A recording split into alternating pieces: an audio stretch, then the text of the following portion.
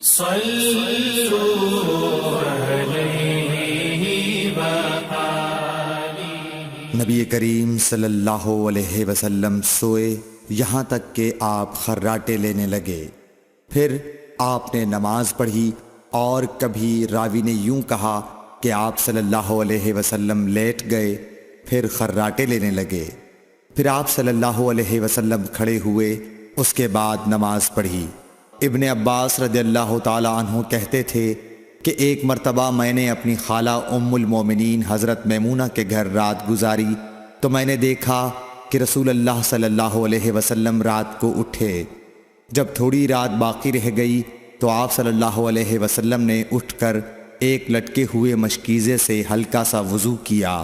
عمرو اس کا ہلکا پن اور معمولی ہونا بیان کرتے تھے، اور آپ کھڑے ہو کر نماز پڑھنے لگے تو میں نے بھی اسی طرح وضو کیا جس طرح آپ صلی اللہ علیہ وسلم نے کیا تھا، پھر آ کر آپ کے بائیں طرف کھڑا ہو گیا، اور کبھی سفیان نے ان یسارہ کے بجائے ان شمالہ کا لفظ کہا، مطلب دونوں کا ایک ہی ہے۔ پھر آپ صلی اللہ علیہ وسلم نے مجھے پھیر لیا اور اپنی داہنی جانب کر لیا، پھر نماز پڑھی جس قدر اللہ کو منظور تھا، پھر آپ لیٹ گئے اور سو گئے حتیٰ کہ خراٹوں کی آواز آنے لگی۔ پھر آپ کی خدمت میں مؤذن حاضر ہوا اور اس نے آپ کو نماز کی اطلاع دی۔ آپ صلی اللہ علیہ وسلم اس کے ساتھ نماز کے لیے تشریف لے گئے، پھر آپ نے نماز پڑھی اور وضو نہیں کیا۔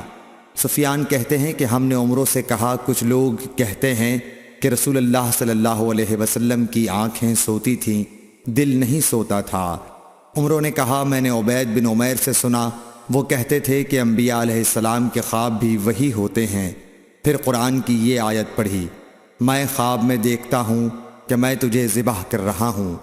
صحیح بخاری حدیث number 138۔ Thanks for watching. Don't forget to like, comment, share and subscribe to